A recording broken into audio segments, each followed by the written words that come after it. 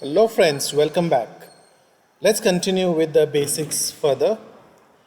In this section, let's look at fill handle to autofill the data, perform basic formatting and borders. Okay, so let's head to our Excel. So we have already started with some data entry. Okay, now let's look at how we can use a fill handle. So let me delete this. And suppose you want to write 1, 2, 3, 4 like that. You don't have to do it manually.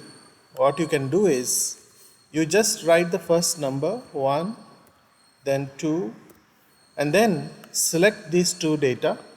And you can see there is a fill handle at the bottom over here. How to understand there is a fill handle is if you see the cursor color, it is a white color, and when you move it to the fill handle it becomes black color.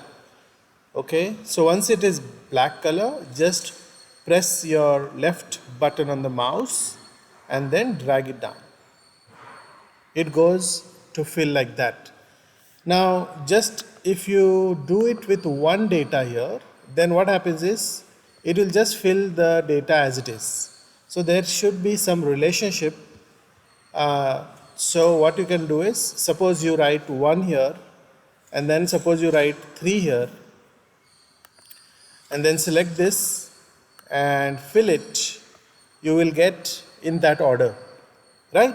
So that is one. Second, you can also try to write January, and then when you use the fill handle and drag it down, it basically fills up the months.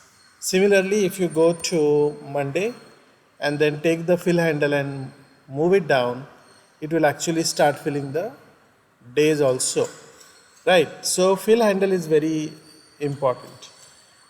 So if you have any other kind of data, let's say if you have some data like this, and if you fill it across, it will actually fill the same thing across, right? All right, so just try this and then it will be very useful for your next Excel. Okay, so after that we have to look at basic formatting. Okay, so what do you mean by basic formatting?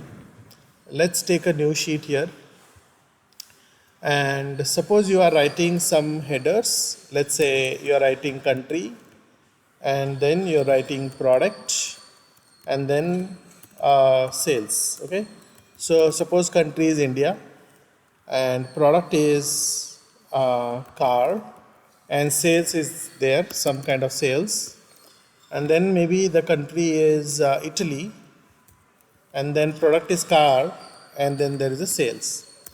Now basic formatting refers to changing, let's say, the headers in a way that it will be visually different. So if you see here, this is where you will get all the kind of basic formatting.